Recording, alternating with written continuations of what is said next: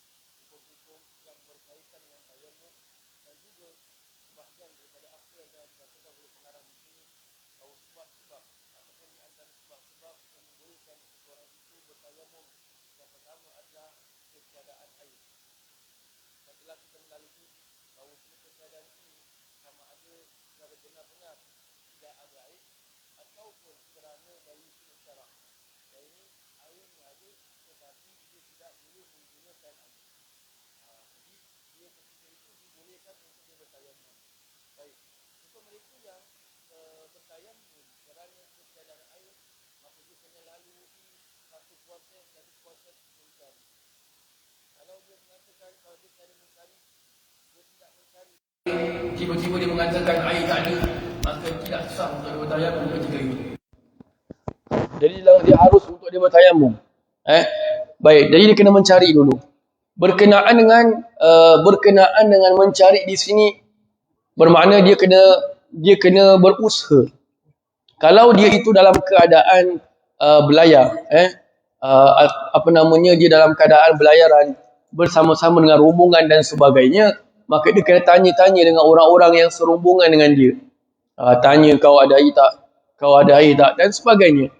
Kemudian kalau let's say mereka juga tidak ada air, maka hendaklah dia berjalan-jalan, naik ke tempat yang tinggi, melihat tanda-tanda adanya air, seperti tempat berkumpulnya binatang-binatang, burung-burung, binatang-binatang yang liar dan sebagainya. Bermakna biasanya kat situ ada air. Jadi dia kena pergi ke tempat yang situ. Baik, dia kena usaha ni semua dahulu. Kemudian, jika mana usahanya ini tidak mendatangkan hasil, maka para ulama ada meletakkan jarak. Meletakkan jarak dalam konsep bertayamum di sini. Dalam konsep dan dalam rangka mencari air. Dia ada 3 jarak sebenarnya dalam bertayamum ini. Satu yang dinamakan sebagai haddul ghaus. Had ghaus. Had ghaus ni bermakna had meminta pertolongan. Tiap-tiap daripada jarak yang kita akan dengar ni, dia ada hukum yang tersendiri. Pertama, dinamakan haddul ghaus, yakni had bermakna had meminta tolong. Yang kedua, dinamakan had dekat. Yang ketiga, dinamakan had yang jauh, yakni jarak yang jauh. Adapun berkenaan dengan haddul ghaus ataupun had ghaus ini, kalau dalam bahasa kitab itu ada beberapa langkah. Tapi kalau kita ikut dalam ukuran kita zaman sekarang, ada 150 meter. 150 meter ini the radius. Within 150 meter ini kita kena cari air. Jadi bila air habis, yakin air tempat kita tu habis, kawan kita pun tak ada air, kita naik turun dan sebagainya pun tak ada air, maka 150 meter. Within 150 meter kita kena cari air. Apa hukum cari air tu ketika itu? Maka sama ada kita meyakini tidak ada air, atau kita meyakini adanya air within 150 meter, ataupun kita cuma sangkaan yang besar. Sangkaan ni macam kita boleh jadi kita nampak ataupun kita mendengar kabar orang-orang datang. Ni kat sana ada air, kat sana ada air, contohlah.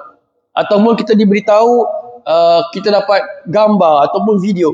Ini normally sangkaan, dia bukan yakin. Yakin tu bila kita nampak sendiri. Tahu, kita yakin. Kita ada kawan, kita call kawan kita.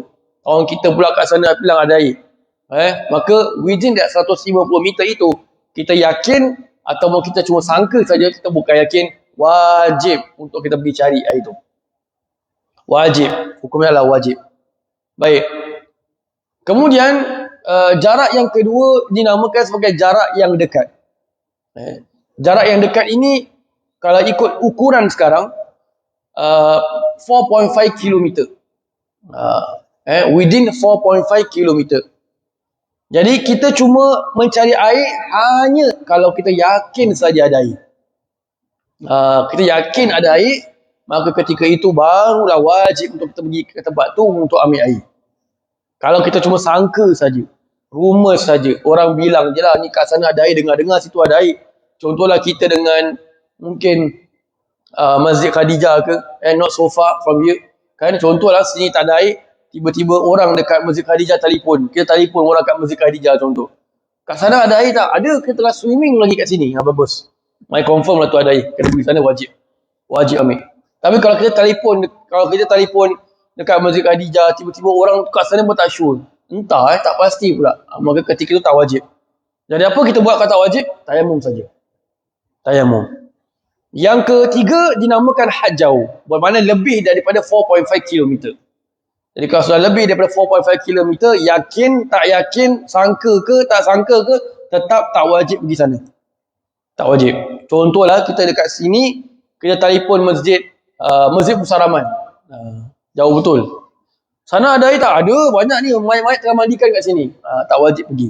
Pasal tu dah lebih daripada 4.5 km. Baik.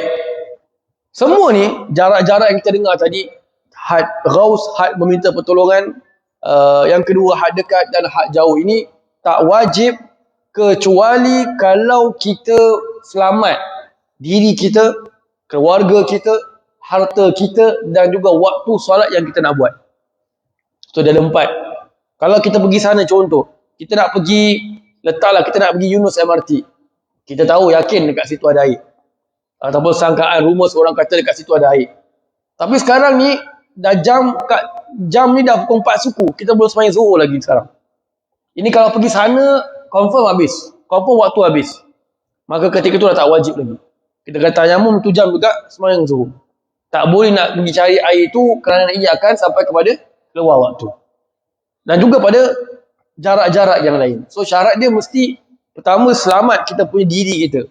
Bermakna kita yakin tak kalau kita sampai sana, kita patah balik sini dan sebagainya, kita dalam keadaan selamat. Yang kedua, keluarga kita selamat. Yang ketiga, harta kita. Jadi kalau contohlah di tempat tersebut tidak aman, ada penyamun, ada orang yang nak rompak dan sebagainya, maka ketika itu tak wajib. Tak wajib kita pergi cari air itu, hanyalah kita bertayamum saja dan melakukan solat. Jadi ini berkenaan dengan apabila kita mengatakan faqdul ma', iaitu ketiadaan air. It's not just air habis kat rumah, habis dah, terus tayamum tak ada. Nak kena pergi cari dulu. Baik, kemudian dia sambung sini, dia mengatakan yang kedua adalah wal maradu, dan sakit. Bermakna ini dinamakan sebagai ketiadaan air dari sudut syarak. Bermakna air itu ada tapi dia tak boleh pakai. Ini telah kita dengar sedikit pada minggu yang lalu, di antara yang kehilangan air ataupun ketiadaan air dari sudut syarak itu seperti ada binatang buas yang sedang berada di tempat kita ambil air. Dan juga kita lupa ataupun hilang air yang telah kita bawa. Dan di antaranya lagi adalah kerana sakit. Baik, sakit ini telah kita dengar minggu lepas. Apabila seseorang itu, doktor mengatakan, bermakna sudah ada kepastian, bukan kita punya andaian. Sudah ada kepastian daripada pihak doktor, perubatan mengatakan kalau awak pakai air boleh menyebabkan salah satu daripada 4 ni berlaku. Pertama, kehilangan nyawa. Yang kedua, sakit boleh bertambah parah. Yang ketiga, sakit boleh bertambah lama. Yang keempat, sebahagian daripada anggota badan kita boleh menjadi lumpuh. Doktor kata either one of these 4 ni, kalau awak pakai air ni confirm boleh kena. Maka ketika itu haram untuk dia pakai air, wajib untuk dia tayamum. Wajib. Jadi ini dinamakan sebagai wal maradu, sakit. Baik, jadi bila mengatakan tentang sakit, ada di antara kita yang apabila dalam keadaan sakit ini terpaksa pakai balutan atau kita panggil bandage. Jadi bandage ni dia ada hukum dalam Islam. Selalunya orang confuse. Pasal apa? Bila kita kata bandage, kita nak kena gantikan anggota yang kita balut itu dengan bertayamum. So orang selalu mistake adalah, selalu salah faham bila kata tayamum, bermakna dia kena dia ambil tanah, dia sapukan kat tempat kaki yang kena balut tu. atau kepala yang kena balut tu. Itu kesalahfahaman. Bila kita kata tayamum, basic dia muka dengan tangan sahaja. So bukan kita ambil debu, kita sapu kat kepala, debu sapu kat leher, debu sapu dekat kaki dan sebagainya. Tidak. Jadi insya-Allah besok kita akan melalui lagi penerangan yang lebih lanjut tentang hukum memakai bandage ataupun bertayamum bagi orang yang ada bandage di anggota badannya, insya-Allah. Wallahu a'lam bissawab. Wa asri dan tasbih kafar majlis. Sallallahu alaihi wa alihi wasallam. آمين آمين آمين يا رب العالمين. ربنا تقبل دعانا وأعمالنا وصلاتنا إنك أنت السميع العليم وتب علينا يا مولانا إنك أنت التواب الرحيم. دعواهم فيها سبحانك اللهم وتحياتهم فيها سلام وآخر دعواهم أن الحمد لله رب العالمين. تقبل الله منا ومنكم.